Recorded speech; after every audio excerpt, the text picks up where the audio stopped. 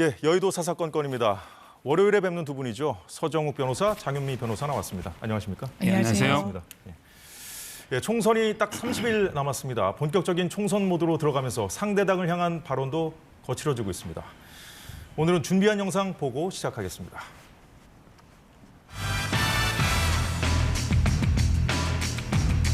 스웨덴은 대한민국이 독재화되고 있다고 분석합니다.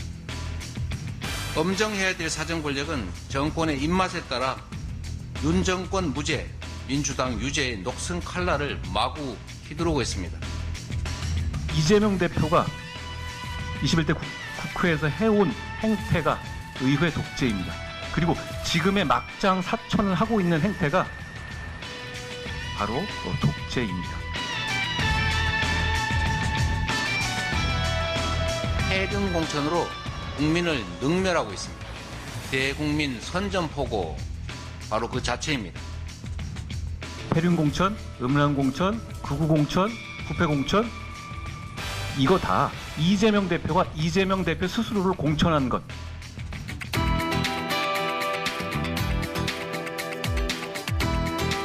반가워요. 잘 부탁합니다. 일본 이재명. 네. 설마 이치가 아니겠지?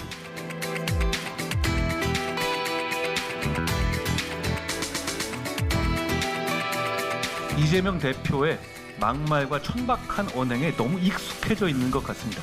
거의 인종차별에 준하는 망발입니다.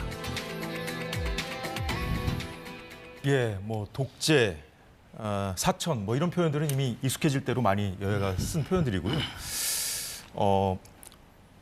이재명 대표가 주말에 폐륜, 뭐 음란, 극우, 부패 이런 표현을 써가면서 이제 국민의힘 공천 상황을 비판했더니 한동훈 위원장이 이재명 대표에게 해당하는 표현들이라 이렇게 반박하는 내용도 들었고요. 영상에서 이제 뒷부분에 나온 것 중에 이제 주말 사이에 가장 논란이 됐던 부분입니다.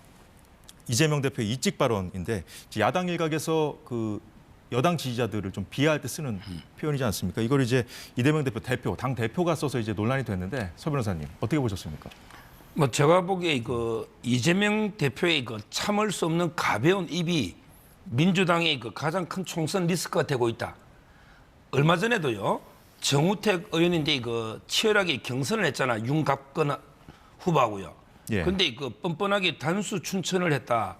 이래가는데 두 번이나 사과했지 않습니까? 근데 조금만 신경 쓰면 돼 금방 팩트 체크가 가능한 걸 허위로 이제 그 말한 거 아니에요. 이번에 이직도 마찬가지입니다. 이거야말로 극단적인 갈라치기 혐오 발언이거든요. 본인이 또 사과했지 않습니까? 예. 사과를 한 주 동안에 3번이나 했습니다. 이런 식으로 그전에 이재명 대표의 경솔하고 이런 데 천박한 발언 이거야말로 이런 발언을 어떻게 국가 지도자를 꿈꿀 수 있겠는가 이런 생각이 들고요. 앞으로 이제 조금 더 신중하고 좀 이제 품격 있게 발언해 주시기를 바랍니다. 예, 좀 품격 있는 발언을 해주길 부탁한다고 말씀을 하셨는데 그 이재명 대표도 사과를 했지 않습니까? 그렇습니다. 근데 연일 이제 국민의힘은 비판하고 있거든요. 그렇죠. 인종차별에 비견할 비유인지는 제가 좀 의문입니다. 왜냐하면 일찍이라는 표현도 있더라고요. 그러니까 1번 민주당을 찍는 사람인지 2번 그 국민의힘을 찍는 사람인지 이걸 멸칭이라고 이야기를 자당에서 하는 이유도 사실 의아한 부분이 좀 있고요. 다만 당신 이찍이지라고 했을 때 뭔가 유권자를 1번을 찍는 2번을 찍는 좀 갈랐다라는 부분에 대해서는 그 지적을 겸허히 새길 필요는 있다라고 생각합니다. 그러니까 본인도 뭐 사과를 했겠죠. 그렇죠. 그러니까 사과를 한 부분이 있고요. 저는 메시지의 아주 단발적인 부분이 아니라 그 본질을 보는 게 우선이라고 생각합니다. 이를테면 폐륜 공천 이야기가 왜 나왔습니까? 성일종 의원이 이또 히로부미는 아주 잘 자란 인재라는 취지로 장학금 수여식에서 이야기합니다. 당연히 친일 프레임이 다시 한번 국민의힘으로부터 소환될 수밖에 없는 부분이 있죠. 이거 잘된 공천이라고 이야기할 수 있겠습니까? 정우택 의원에 대해서도 마찬가지입니다. CCTV 영상이 있습니다. 단수공천이란 말 분명히 잘못됐죠. 왜냐하면 경선을 거쳤지만요. 그렇지만 그 메시지의 본질은 뭡니까? 왜냐하면 한동훈 비대위원장이 이런 돈봉투 수수 의혹과 관련해서 민주당을 매섭게 공세했던 때와는 완전히 다르게 후보에서 제외하는 건 부적절하다라고 애워쌌거든요. 엄호했거든요. 이런 걸 내로남불이라고 하는 겁니다. 예, 뭐 앞서 말씀하신 성일종 의원 발언 같은 경우에 좀 한동훈 위원장이 직접 또 네. 진화하기도 했죠. 그렇습니다. 예, 입단속을 해야 된다는 말도 했는데 앞으로 한 달은 이렇게 잘하는 것도 중요하지만 무엇보다 뭐 말도 그렇고요. 리스크 관리가 아주 중요한 기간이라고 할 수 있겠죠. 민주당은 국민의힘 후보들의 과거 발언을 문제 삼고 있습니다.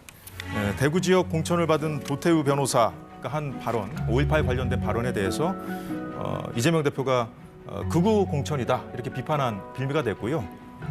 부산에서 공천을 받은 장해찬 전 최고위원 발언도 논란이 되고 있는데 이 부분은 뭐 음란 공천이라는 비판을 받은 대목이죠. 자, 장유미 변호사께 여쭤보겠습니다.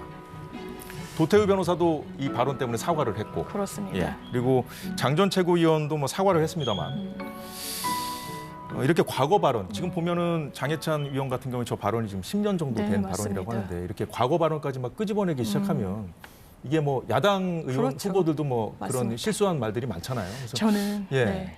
좀 그렇지 않을까요? 짚어주신 예. 대로 그렇다면 공직에 임하기로 마음을 먹기 전과 후에 말의 무게는 당연히 다른 부분이 있죠. 예. 그렇기 때문에 당에서 어떻게 이 부분을 해명하는지가 상당히 중요한데요.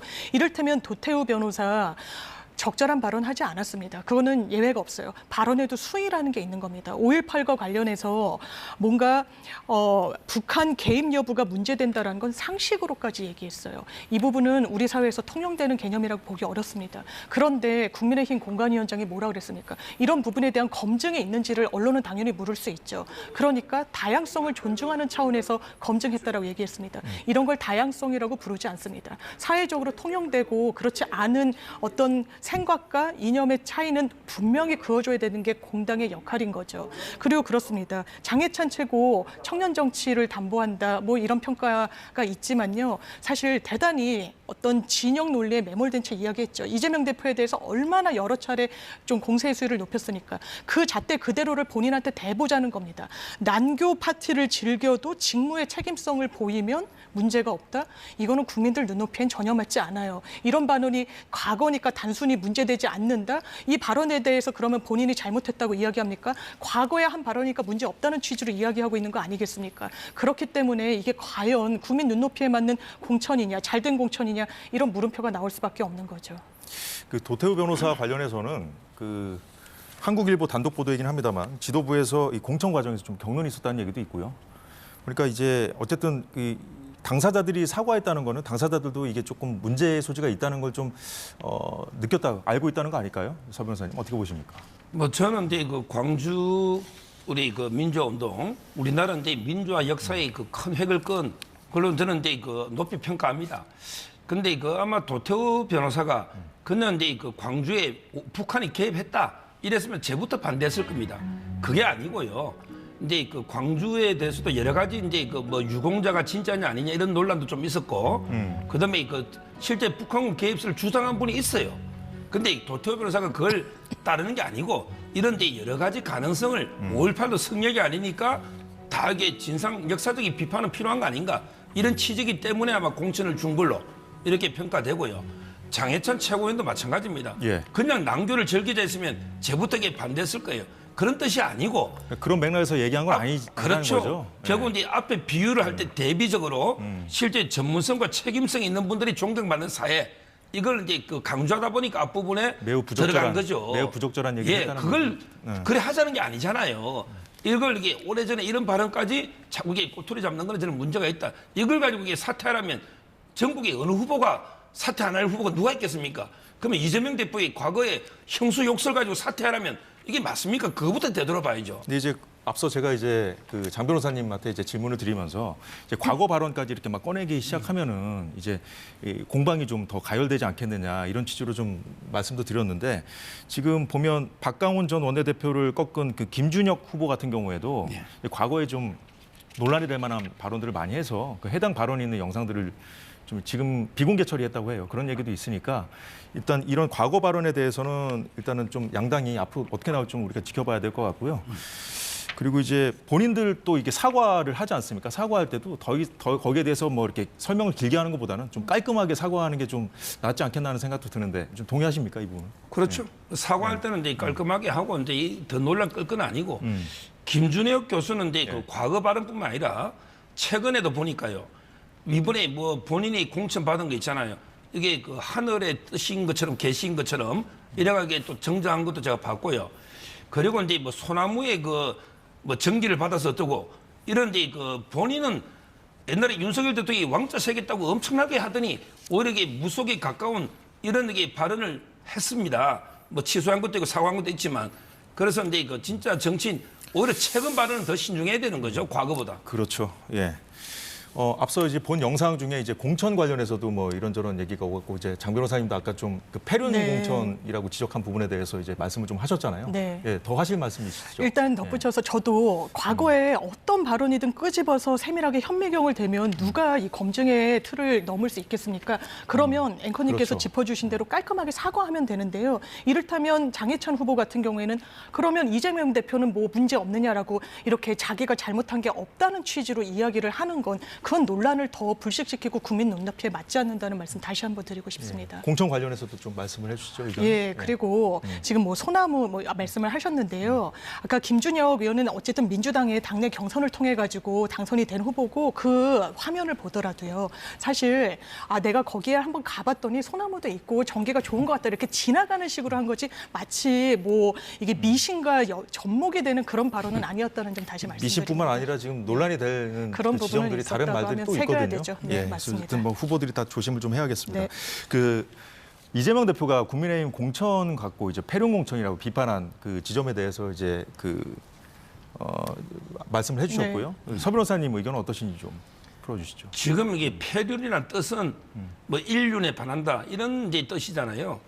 제가 이제 그 하는 것보다 이은주 의원 있잖아요. 이은주 의원이 이제 용인정에서 경선에서 이제 당선 그 후보가 됐죠. 예. 이분이 그 페이스북에 글을 썼더라고요. 이재명 대표를 이제 그 연상군에 비유하면서 그러면서 이제 그 왜 연상군하고 이재명 대표가 닮았냐 이게 이제 그 여자 문제하고요. 그다음에 그 패륜적인 거 이걸 이현주 의원이 써놨더라니까요. 과거에요. 예, 몇 년 전이죠. 그때는 이제 그 입당하기 전이니까 저는 패륜이라는 거는 게 결국은 인륜에 반한다면 이재명 대표가 이제 그 형을 강제 입원하고 그다음에 형수님 그 욕설 있잖아요. 이런 게 바로 패륜 아닙니까? 그래서 앞으로 이재명 대표가 좀 뭐 윤리라든지 도덕이라든지 이거는 입에 안 담는 게 좋을 것 같아요. 입에 담을수록 그 형수 욕은 생생하게 녹취록으로 다 떠돌아 다니고 있잖아요. 그게 자꾸 환기가 그걸 다시 불러온단 말이에요. 앞으로 윤리는 좀 이재명 대표는 윤리라는 입을 좀 안 닫는 게 단어를 안 쓰는 게 본인한테 도움되지 않을까 이런 생각이 듭니다. 예, 여야의 공천을 두고 벌이는 공방에 대한 두 분의 입장까지 좀 들어봤고요. 여당은 이 민주당 비례대표 위성정당의 더불어민주연합 비례 1번의 전지의 금융정의연대 운영위원을 두고 또 비판을 이어가고 있습니다. 관련 발언 듣고 이어가겠습니다. 민주당 위성정당의 비례에 면면이 드러나고 있습니다. 노골적인 종북 인사들이 포함되어 있습니다. 비례 1번 후보의 경우에는 한미연합훈련 반대와 주한 미군 철수를 외치던 단체의 대표 출신입니다. 선거연대의 구체적 모습은 지역구는 민주당, 비례는 조국당이라는 이른바 지민비조가 될 것이라고 합니다. 지민비조는 한마디로 소망적 사고이며 국민을 우습게 보는 오만한 발상입니다. 예, 윤재욱 원내대표 방금 들은 얘기를 하면서 종북횡재라는 말까지 표현까지 썼거든요, 오늘. 이렇게 이제 최근에 이제 국민의힘이 민주당을 가장 거세게 비판하는 지점 중에 하나가 이거예요. 지금 비례대표 공천 가지고 하는 건데 서정호 변호사님은 어떻게 보셨습니까? 지금 이제 그 비례가 아마 10석 정도를 이제 할애할 겁니다. 그 중에 진보당이 3석이 있어요. 또 새진보연합이 3석이 있고요. 그다음에 시민 대표로 이제 4분이 오는 거 아니에요. 근데 이분들도 거의 뭐 진보당 성향각에 비슷한 이런 분들이 온다면 도대체 국회에 몇 명이 들어오는 겁니까? 어떤 인물들이길래 좀 논란이 되고 있는 겁니까? 지금 이제 그 우리 오디션 여성 1위 했던 전지예 이분은요. 비례 1번이죠? 예, 이분은 이제 그 청년인데 결의 하나 이거는 이제 그 한미연합 훈련을 반대하는 이런 데 진보당과 같은 노선을 걷는 이런 데 그 분이고요. 그다음에 그 정영희 이분은 이제 그 전국 여성 농민의 총연합의 통일 선봉 대장인데 주로 이제 그 사드 배치 고향과 달리 성주에 와서 계속 시위를 한 사드 배치 이런 분들입니다. 결국 이제 그 한미연합훈련 반대나 사드 배치 반대 이거야말로 우리 안보 자해가 아니겠습니까? 결국 이제 진보당 노선과 유사하죠. 이런 게 문제되고 있는 겁니다. 그러니까 이제 국민의힘이 이런 인물들에 대한 어떤 공천 그 문제를 두고 이제 종북이다, 뭐 친북이다 이런 공세를 가하니까 민주당 지도부가 이런 인물들 공천 준 거에 대해서 좀 반대했다 이런 보도가 오후에 있었고요. 나왔고 그 지도부가 직접 이 보도 내용을 좀 사실이라고 뭐 인정했다는 얘기가 방금 전에 들려왔거든요. 예. 지금 이제 민주당 지도부도 이제 곤혹스럽겠죠. 왜냐하면 이제 10석은 주의되는 거예요. 민주당은 이제 뭐 몇 석 하더라도. 근데 이제 그 시민 단체 대표들 있잖아요. 그분들도 주로 이런 운동하던 분들이 심사위원이고 뭐 제가 이름을 안 밝히더라도 예. 주로 이제 이런 활동하던 분이 심사위원이에요. 그러다 보니까 이제 이런 분을 하니까 민주당 입장에서는 예. 상당히 그 공격을 당할 수도 있지만 저는 조국 혁신당이 비례해서 약진한 게 있잖아요. 예. 그 이유가 이제 물론 조국 대표에 대해서 동정심도 있고 좀 이제 선명한 노선도 있지만 예. 무엇보다 이게 민주당 위성 연합이 이제 너무 이렇게 종북 예. 좌파 이런 쪽으로 이렇게 논란이 되니까 오히려 이제 민주당 지지층에서 차라리 그럼 조국 신당을 찍자 그 원인 중에 하나예요. 그러니까 민주당 지도부로서는 계속 비례가 이런 식의 논란이 있으면 조국 당이 대안이 될 수 있거든요. 그래서 아마 이게 좀 곤혹스러운 이런 입장으로 보입니다. 조국 혁신당 말씀하셨지만 사실 그 최근에 지지세가 좀 무섭게 올라가고 있잖아요. 그렇습니다. 그래서 이제 이재명 대표하고 조국 대표죠 이제 네. 만나기도 하고 그랬는데 그 어떻게 보십니까? 지금 방금 전에 보도에 따르면 민주당 지도부도 이 부분에 대해서 이런 지적에 대해서 좀 심각하게 받아들이고 있는 것 같습니까? 일단 그런 부분은 있는 것 같습니다. 지금 이분들이 뭐 한미 연합 훈련을 반대한다 이 등등의 가치를 갖고 국회에 왔을 때 그게 주류 목소리가 될 수 있겠습니까? 언제적 종북 프레임입니까? 한 언론에서 지적하듯이 운동권 청산 이야기하다가 이게 악의가 맞지 않으니까 이제는 종북을 들고 나온다라는 분석까지 나오는데 이렇게 대한민국의 가치와 이념이 허술하지 저는 않다. 라고 생각합니다. 이런 분들이 국회에서 그럼 계속해서 의원 활동을 하고 의정 활동을 하면서 뭔가 종북 활동을 할 수가 있겠습니까? 대한민국 그런 국가가 아닙니다. 그런데 왜 이런 구시대적인 것을 끄집어내서 공격의 수단으로 삼는 것인지 좀 의아한 부분이 있고요. 지금 집권 여당의 선거 슬로건으로는 전 굉장히 한가하다고 생각합니다. 지금 경제가 너무 어렵습니다. 하위 이 소득계층들은 식비를 줄이고 있어요. 역대급입니다. 이런 상황 속에서 집권 여당이라면 책임감 있게 어떻게 경제를 살리겠다. 우리가 무엇을 잘못했으니까 어떻게 국고도 탄탄히 채워나가겠다. 이런 대안을 이야기해야지. 종북이다. 민주당 심판하겠다. 이런 걸로 유권자들 마음 잡을 수 있을까요? 전 절대로 없을 거라고 생각합니다. 대안을 얘기하는 건 이제 야당이 할 역할이기도 하지 않습니까? 이런 비례 일본이나 이런 사람들을 어떤 경제라든가 경제 전문가라든가 이런 어떤 국민 어떤 실생활에 좀 어느 정도 좀 도움이 될 만한 사람들을 좀 민주당에서 공천을 했다면 이런 공격의 비밀도 주지 않았을 텐데. 네, 당선권에 당연히 그런 분들을 배치하는 걸 논의하고 있는 것으로 알고 있고요. 사실 공개 오디션을 했지만 여성 배치라서 1번을 부여받은 부분이 있고 실제로 100점을 받은 김윤 교수 같은 분이 있습니다. 지금 대단히 거칠게 추진하고 있는 의대 정원과 관련해서 민주당이 대안을 내놓고 있죠. 우리가 의사정 협의회를 만들어가지고 한번 차근차근 논의해보자. 지난 정부 때 민주당의 입장은 10년 동안 400명씩 차츰차츰 증원하자는 것이었거든요. 이런 부분과 관련해서 대안을 내도 집권 여당이 저는 책임감 있게 그 부분 논의 테이블에 오르고 있지 않기 때문에요. 민주당이 할 수 있는 역할, 비례 순번뿐만 아니라 대안 사력으로서 그리고 아주 세밀한 정책으로서 보완해 나갈 거라고 생각합니다. 예, 의대 증원 얘기까지 해주셨는데 저희가 뒤에 이제 준비한 네. 질문이 있으니까 또 다뤄보도록 하고요. 자, 서 변호사님, 네. 그 앞서 우리 윤재욱 그 원내대표 발언 중에 이 조국 그 혁신당과의 어떤 연대 이거에 대한 비판도 있었거든요. 예. 예. 지금 이제 그게 이제 그 방탄 동맹 범죄 피의자 연대다. 뭐 이런 이제 그 비판이 있는 거고요. 저는 아마 이제 조국 혁신당을 보고 이제 주로 우리 보수 진영에서 비판하는 게 뭐 소도 아니냐. 소도라는 게 뭐냐면 이제 옛날에 사만 시대 죄를 지어도 이게 소도로 도망가면 성역으로 돼가지고 체포를 못하는 이게 소도잖아요. 근데 저는 조국 혁신당이 소도하고는 다르다 봐요. 왜냐하면 이제 조국 혁신당으로 도망간다 해서 성역이 아닙니다. 이 말은 이제 법은 법대로 집행합니다.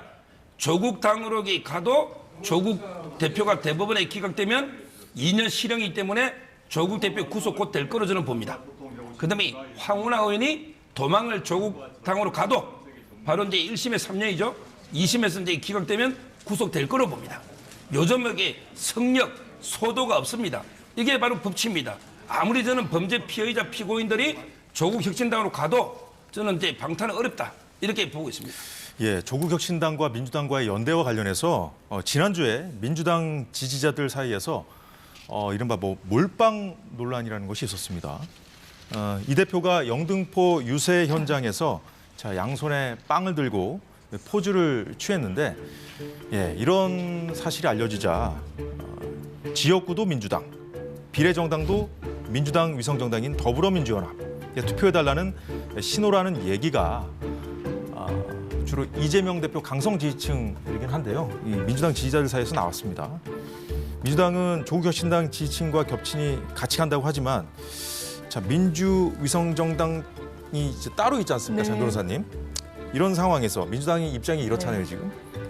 민주당 지도부의 속내가 좀 복잡하다고 볼 수 있을까요? 물론 저 몰빵 얘기는 지지자들 사이에서 나온 거긴 합니다. 네, 셈법이 복잡해질 것 같습니다. 처음에는 거리두기를 좀 확실히 했던 부분이 있죠. 그렇죠. 그런데 유의미한 지지율이 나오고 있던 것도 정치적인 현상이거든요. 예.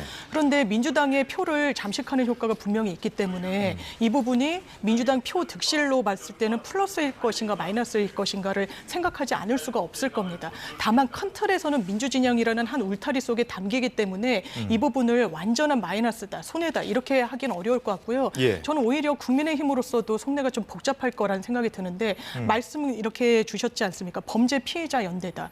지금 피해자고 수사받고 있고 재판받고 있고 1심에서 뭐 유죄형이 나오고 여러 인사들이 있죠. 그런데 유권자들이 왜 어쨌든 호응하고 있느냐. 그럼에도 불구하고라는 겁니다. 무엇에도 불구하고 검찰 수사를 받았지만 검찰권이 과연 공정한가, 남용되고 있지는 않은가 이런 부분입니다. 이게 이름도 조국 혁신당 아니겠습니까?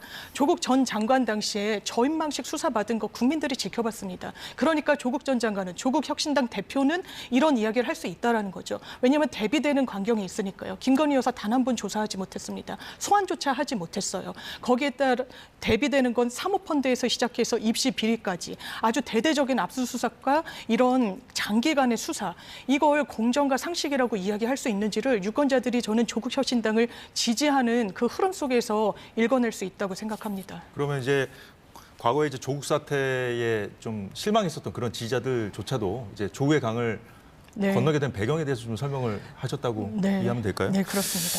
예, 서정욱 변호사님. 앞서 이제 조국 혁신당으로 이제 지지하는 분들이 어떤 이유를 했는지에 대해서 말씀을 좀 간략하게 해주셨었잖아요. 예. 근데 지금 과거에 이재명 그 대표도 도지사 시절에 조국 사태 때 조국 당시 그 수석이었나요? 장관이었나요? 뭐 좋은 발언을 하지 않았어요. 편을 들어주지 않았었거든요. 그렇죠. 예. 그때도 이제 변명의 여지 없는 잘못이다. 그렇게 이랬고요. 얘기했었죠, 맞아요. 예. 지금 이제 그 조국 대표하고요. 그다음에 이재명 대표 민주당은 제로섬 게임을 벌이고 있는 거예요. 이 말은 이제 그 빵이 두 개가 있는데 제로섬이라는 거는 이제 그 파이를 키울 수는 없는 거예요. 이 말은 빵을 3개, 4개, 5개 이렇게 만들 수는 없고 빵 2개를 가지고 서로에게 뺏고 뺏기는 이게 제로섬 게임이에요. 결국 이재명 대표는 이제 몰빵해달라. 지역구 비례다 우리 찍어달라 민주당. 이런 이제 주장이고요. 그다음에 그 조국 대표는 하나는 이제 지역구는 민주당 빵 주고 그다음에 빵 하나 우리 비례는 우리 찍어달라. 이런 이제 그 지금 저는 게임을 벌이고 있고 근데 이 부분에서 저는 조국 신당이요. 조국 대표가 이제 그 3명의 이씨를 잡고 있다고 봐요. 3명의 이씨를. 3명의 이씨? 조국 교수가. 첫째는 이제 바로 이재명 대표입니다. 이재명 대표가 이제 나중에 비례 다 뺏기면요. 그럼 어떻게 됩니까? 지역구에서 이제 의석이 있을 거고 순수 민주당 출신의 비례는 몇 명 안 되잖아요. 그러면 이게 합쳐가지고 총선 패배했다 이런 거거든요. 그러면 이재명 대표가 책임을 져야 되잖아요. 비례를 뺏기는 거예요. 국민의힘은 비례가 20석이 노는데 예를 들어 민주당은 10석 떼주고 한 5석밖에 안 놓으면 이미 국민의힘보다 15석을 비례해서 지고 들어가는 거예요. 그러면 일당이 될 수가 없잖아요. 따라서 이제 조국 대표가 이재명 대표를 잡고 있고 그다음에 두 번째 이씨는 이준석 대표. 이준석 대표도 바람이 안 불어요.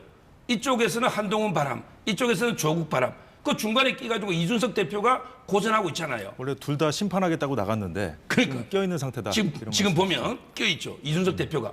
그다음에 세 번째 조국 대표가 이낙연 대표를 잡고 있는 거예요. 이낙연 대표의 지지율이 조국 바람에 완전히 호남에서도 상당히 지금 이게 어렵잖아요. 그래서는 조국 대표가 3명의 이시, 이재명, 이준석, 이낙연을 이렇게 잡고 있다고 봅니다. 예, 조국 혁신당에 대한 두 분의 견해까지 잘 들어봤고요. 다음 주제로 넘어가 보도록 하겠습니다. 현재 주로 거론되는 총선의 변수들을 좀 살펴보려고 합니다. 자, 지금 화면에서도 나오고 있습니다만 현재 정치권에서는 의대 정원 확대와 주말 사이 수면 위로 다시 떠오른 최상병 사건 수사 외압 의혹을 총선의 변수로 꼽고 있습니다. 자, 이건 장 변호사님께 먼저 네. 여쭤보겠습니다. 이 두 가지 이슈가 좀 많이 거론되고 있지 않습니까? 그렇습니다. 앞으로 총선에 얼마나 영향을 미칠까요? 일단 대통령 지지율이 상승세다라고 했을 때는 의대 정원 확대를 좀 추진력 있게 밀어붙인 측면이 좀 분명히 있다라고 생각합니다. 그런데 이 부분이 총선에서 유리한 전략일지는 따져봐야 될 것 같습니다. 일단 이 정책에 찬성하는 유권자들은 조직화돼 있지 않아요. 그런데 의사협회는 어떻습니까? 지난 대선 때 윤석열 대통령 지지 선언하고 이랬었거든요. 그런데 완전히 돌아섰습니다. 총선에서 표를 던지기는 최소한 어려울 거예요. 그러면 이렇게 조직화된 표가 분산되고 오히려 반대세로 돌아서는 걸 어떻게 이 여권에 영향을 미칠 것인지 좀 볼 지점이 있다고 생각하고요. 예. 저는 총선을 두고 악수 중에 악수가 이 이종섭 전 장관을 호주 대사로 부임시킨 것이라고 생각합니다. 이 부분은 대단히 많은 국민들께서 의아하다고 생각하실 겁니다. 예, 그 두 가지 주제에 대해서, 두 가지 이슈에 대해서 장 변호사님 말씀해 주셨는데 서 변호사님 생각은 어떠십니까? 일단 이제 의대 정원은 크게 이제 저는 플러스가 된다 봐요. 왜냐하면 이제 이재명 대표나 민주당도 의대 정원을 주장했었잖아요. 예. 따라서 이제 의사들이 민주당 찍지는 않을 거고. 그러니까 민주당 정부에서도 과거에 추진하려다 실패했던 것도 그러니까 이제 그 찍지는 않을 거고. 문제는 이제 국민 여론이 압도적으로 의대 정원이 필요하다. 이렇기 때문에 저는 국민의힘이 플러스가 된다. 이렇게 보고 있고요. 그다음에 두 번째 중요한 게 그 최상병 문제 있잖아요. 예. 이게 문제, 이 용어가 문제예요. 제가 예를 한번 들어볼게요. KBS 기자가 어떤 게 기사를 보도합니다. 예. 여기에 그 대통령실에 언론 담당하는 분이 전화해가지고 비판적인 기사 빼, 너 이러면 이게 외압이죠. 그럼 외압입니다. 근데 그게 아니고 KBS 기자가 보도하는데 위에 직속 상관이 이거 팩트 체크 더 해봐, 이거 빼, 이거는 외압이 아니고 정당하게 저는 지시 감독하는 거예요. 자, 그러면 이제 그 최상병 사건을 수사한 박정훈 대령이 뭐 판사처럼 이게 독립된 수사권이 있느냐? 그게 아니에요. 그분도 완전히 독립된 존재가 아니고 군의 상명하복 속에 그 위에 사령관도 있고 그다음에 국방부 장관은 지휘권이 있는 거예요. 통수권자는 대통령입니다. 대통령이 이렇게 저렇게 지시하면 정당한 지시지 이걸 외압이라고 하면 안 돼요. 근데 예를 들어 뭐 국회에서 국방위원 민주당 의원이 전화해가지고 야 빼, 이거는 외압이에요. 왜? 국회의원은 그런 권한이 없죠. 따라서 저는 장관 보고 어떤 지시를 가지고 외압이라면 이게 말이 됩니까? 장관은 군대에 대해서 모든 걸 지시할 수 있는 권한이 있잖아요. 군정 군령권이. 이게 왜 외압입니까? 그리고 이게 박정훈 대령은 수사권도 없어요. 이거는 그냥 개요만 적어서 일반 경찰로 넘기는 게 법이거든요. 따라서 이걸 가지고 마치 이게 엄청난 뭐 외압을 넣은 것처럼 이거는 이게 잘못된 프레임이다. 이래 봅니다. 근데 앞서 이제 장 변호사님 말씀하신 대로 이종섭 전 장관이 네. 호주 그 대사로 내정되고 또 이제 주말에 출국하면서 이게 야당의 어떤 공세 빌미가 되지 않았습니까, 서 변호사님? 이게 부당한 정치 공세예요. 공처에서 수사를 이미 종결됐고 그래서 이의 신청해가지고 출근 푸는 거 아닙니까? 지금 대사가 이게 얼마나 중요한 국가 사무인데 이걸 그러면 못 나가야 됩니까? 이거야말로 이게 정치 공세고 제가 조금 전에도 이야기했잖아요. 이제 외압이라는 말은 쓰지 마세요. 외압이라는 거는 직권남용 범죄라는 거는 뭐냐면 이게 고유한 독립된 수사권이 있는데 이걸 행사 못하도록 외부의 사람이 하는 거지. 일단 박정훈 대령 자체가 고유한 수사권이 없어요. 군대는 다 위에서 감독하는 거예요. 그리고 국방부 장관은 모든 데 관여할 수가 있는 거죠. 이걸 자꾸 저는 고소를 해가지고 말도 안 되게 고소고 이미 공세 수사 끝났기 때문에 출금이 해제된 거예요. 예, 송 의사님 말씀 들어보니까 이제 야당의 공세 자체가 이제 성립이 될 수 없다 이런 취지로 말씀하신 것 같은데요. 장 변호사님. 동의하기 어렵습니다. 지금 대한민국의 해병이 안전장치 없이 거의 뭐 가슴까지 물이 차는데 들어갔다가 사망했습니다. 수사를 어떻게 해야 되겠습니까? 그 지시를 한 가장 핵심적인 책임을 가진 분들을 처벌하는 게 맞지 않겠습니까? 그렇게 하겠다고 박정훈 대령이 했던 겁니다. 석연치 않은 이유로 수사 브리핑을 못하게 되고 누구를 빼라 이랬다는 지시가 위에서 내려왔다는 겁니다. 거기에 핵심이 이종섭 전 국방부 장관인 겁니다. 왜냐하면 국회에서 이야기한 부분과 배치되는 이야기들도 그런 물증들도 상당히 나왔거든요. 지금 중요한 국가 사무에 민주당이 딴지를 건다는 취지로 말씀 주셨는데요. 이렇게 중요한 국가 사무를 출국 금지된 사람을 내보냅니까? 피해자를 내보내나요? 수사 마무리되지 않았습니다. 공수처에서 딱 한 번 4시간 조사했습니다.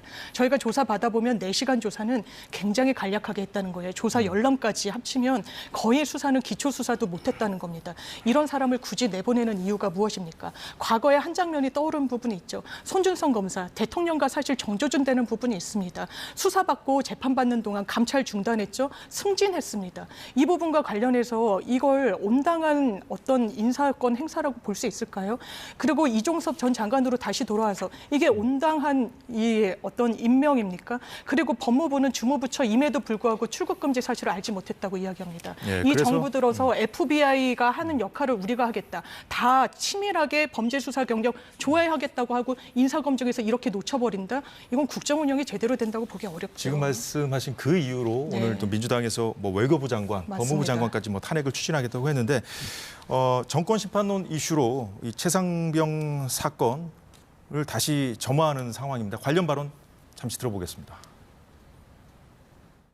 민주당이 많이 앞설 때 상당 기간 매우 자중하는 것 같고 조심하는 것 같더니 지지율이 조금 역전되는 것 같으니까 곧바로 이번 이종섭 장관 도주대사로 임명하고 개구멍으로 도망을 시키는 그런 일이 벌어졌습니다. 국민들이 용서하겠습니까? 사실상 국가기관이 공권력을 동원해서 핵심 피의자를 해외로 도피시킨 초유의 사태입니다. 이러한 대통령의 행태는 우리 헌정사상 그리고 외교 역사에 전례가 없는 일입니다. 명백한 수사 방해이자 직권 남용입니다. 예, 서정욱 변호사님, 이종섭 전 장관이 이제 출국한 날 민주당 의원들도 공항까지 뭐 쫓아가지 않았습니까? 그런 상황이었는데 공수처가 이제 수사를 하는 상황이잖아요. 공수처는 처장은 지금 공석인 상황이지만 지금 공수처에 이제 남아 있는 인사들은 대부분 전 정부에서 임명됐던 사람들 아닙니까? 이거 가지고 또 국민의힘에서는 좀 문제 제기를 하더군요. 지금 이제 그 조국 대표는요 2심에서 2년 받은 사람들이 정치 활동하고 있잖아요. 그러면 이제 공처에 고발만 하면 대사도 못 가고 이게 완전히 마비돼 몇 년 동안 그 수사가 보통 1, 2년 뭐 수년 걸리잖아요. 그러면 이게 가만히 있어야 됩니까? 가만히 기다려 있어야 됩니까? 고발만 되면 이게 말이 안 되고요. 그다음에 홍익표 대표가 수사방해라고 하는데 좀 이게 그 군 법률을 좀 보십시오. 법이 개정이 돼가지고 이제 관할권이 예를 들어 이제 뭐 성추행이나 성 문제 있잖아요. 그리고 이제 그 평상시에 이런 군인의 그 순직 사고 났잖아요. 이런 경우에 관할권이 일선 경찰이 수사권이 있는 겁니다. 군대 헌병이 수사하는 게 아니에요. 수사권이 없어요. 일선 경찰이 한다니까요. 수사권이 없는데 무슨 수사를 방해합니까? 권한 자체가 없는데 그분들은 그냥 사건 개요만 적어서 경찰로 이첩하면 끝나는 거예요. 따라서 저는 수사방해다. 또 이렇게 직권을 남용해서 수사를 못하겠다. 이거는 말해 지금 경찰이 수사하는 겁니다. 이 말씀 드리고요. 그리고 이제 아까 공수처도 마찬가지입니다. 지금 무한정하게 수사 기록도 기다릴 수는 없다. 이미 수사를 했기 때문에 출검을 A 신청해서 푸는 거다. 이렇게 보입니다. 앞서 이제 의혹을 제기하는 것 자체가 이제 성립될 수 없다는 취지의 이제 반론을 해주셨고 장 변호사님. 네. 그리고 지금은 또 이 수사하는 것 자체도 이거는 좀 성립될 수 없다는 취지로 말씀을 해주신 것 같은데. 반박하시겠습니까? 예, 동의하기 어렵습니다. 2천만 하면 되는 문제일 수 있죠. 왜냐하면 이 군 내부에서도 수사력과 관련해서 문제가 내부에서 잘 해결되지 않기 때문에 외부 일선 경찰에 넘긴 것도 맞습니다. 제도가 정비가 됐거든요. 그런데 2천만 하면 되는데 왜 이렇게 무리수를 둔 겁니까? 수사 브리핑 다 예고가 돼 있었습니다. 이종섭 전 장관은 본인이 이 사인까지 했다는 거죠. 그렇게 하라고. 갑자기 석연치 않은 이유로 뒤집어졌습니다. 그러면 장관까지 뒤집을 수 있는 그 권한은 누구한테 있을 겁니까? 것인가? 당연히 그 윗선 아니겠습니까? 그리고 그 당시에 대통령실의 어떤 그 안보 비서관들과 연락을 주고받던 흔적들이 남아 있으니까요. 지금 이 부분과 관련해서 직권남용, 오히려 대통령에게 직분이 있었고 할 수 있는 일이라고 하지만요. 직분이 있어야 성립하는 게 직권남용죄입니다. 사법농단 사건에서 법원이 무죄를 줄줄이 받았다는 건요. 법원에게는 타 재판부에게 관여할 권한 자체가 없어서 부적절하지만 무죄 나왔었던 것이거든요. 그러면 대통령의 직무 범위는 상당히 포괄적이고 이 포괄적인 직무를 본인의 어떤 남용을 했다, 권리 행사를 타인의 권리 행사를 방해하거나 본인의 권한을 남용했다라고 하면 성립하는 게 직권남용죄입니다. 당연히 들여다볼 여지가 있죠. 이런 그 핵심에 있는 인물을 호주 대사로 이렇게 중체대한 시기에 내보낸다? 저는 국민들이 총선에서 이 부분 당연히 채점하고 계실 거라는 생각이 듭니다. 예, 최상병 사건에 대한 정치권 공방에 대한 두 분 견해까지 들어봤고요. 자, 마무리 수순에 접어든 공천도 잠시 짚어보도록 하겠습니다. 아직 민주당 공천 확정되지 않은 지역 가운데 전국적인 관심 지역구가 된 곳이 있습니다. 서울 강북 을인데요. 자, 오늘 저녁에 박용진 의원과 정봉준 전 의원의 결선 투표 결과가 나온다고 합니다. 지난번 3자 경쟁에서 살아남은 박용진 의원 941생이라는 그 표현을 언론들이 하지 않았습니까? 박 의원 본인 말로는 오늘 그 결선 결과가 나오는 결선 투표도 30m 뒤에서 100m 경주 달리기 경주를 하는 것과 마찬가지다 이렇게 얘기를 했는데, 자, 이거하고요. 국민의힘 상황도 좀 보죠. 서울 중성동 을의 승부가 아직 남아 있습니다. 3자 경선에서 이영 전 장관 탈락했고요. 하태경 의원과 이해운 전 의원이 결선을 치르게 되는데요. 자, 이 두 지역구에 대한 두 분의 전망을 좀 자료로 들어보도록 하겠습니다. 서정욱 변호사님 먼저 해주시죠. 일단 이제 우리 국민 전체가 여론조사하면요, 박용진 의원이 하위 10%라고 누가 평가하겠습니까? 상위 10%에도 시원찮을 겁니다. 그만큼 이게 언론 활동이나 의정 활동 잘했죠. 예. 근데 30% 감점 가지고는 저 어렵다 봐요. 정봉준 의원도 이제 나름대로 인지도는 있거든요. 뭐 여러 비판도 있지만. 1차 경선에서는 어떻게 어렵게 됐습니다만 결선은 더 어려울 거다. 그때는 이제 이성훈 변호사하고 표가 분산된 거고. 예. 그래서 저는 이제 결선 투표 제도를 도입한 자체가 박용진을 억지로 찾기 위해서 제가 그때도 비판했지 않습니까? 예. 결선 투표 없었으면 저는 박용진 1등 했다 봐요. 그런데 결선 투표 때문에 이재명 지지하는 이제 소위 개딸 당원들 포함해서 그쪽이 이제 뭉친단 말이에요. 따라서 저는 아마 이제 그 박용진 의원이 이기긴 어렵다. 그러면 이게 앞으로 공천 후폭풍이 클 거다. 이렇게 보이고요. 중성동으로는. 중성동은 이제 그 간단히 현역, 부탁드리겠습니다. 예, 하태경 이분이 3선으로 희생했기 때문에 개인 생각은 저는 하태경이 유리하지 않을까 봅니다. 예. 장 변호사님 네. 전망은 어떠십니까? 일단 박용진 의원이 어려운 건 맞죠. 왜냐하면 정봉주 의원을 꺾기 위해서는 58.83% 득표해야 됩니다. 너무 불리하죠. 너무 불리한 지형에서 또 출발한다는 점, 그리고 이승훈 변호사가 정봉주 전 의원의 또 이 지지를 선언한 부분이 좀 악재로 작용할 부분이 있어 보이고요. 그런가요? 예. 네. 그리고 하태경 의원과 이해운 전 의원은 이 지역에 제일 먼저 좀 가서 준비를 한 부분에 있어서 메리트가 있어 보이고, 하태경 의원은 또 굉장히 본인의 지역구를 포기하고 이른바 험지로 갔다는 부분을 유권자들이 판단하실 거라는 생각이 들어가지고요. 굉장히 좀 귀추가 주목됩니다. 예, 두 분 오늘 해주신 전망이 얼마나 맞아떨어질지 그 내용까지 더해서 다음 주에 이 시간에 다시 더 얘기해 보도록 하겠고요. 오늘은 여기서 마치겠습니다. 장윤미, 서정욱 변호사였습니다. 오늘 말씀도 고맙습니다. 감사합니다.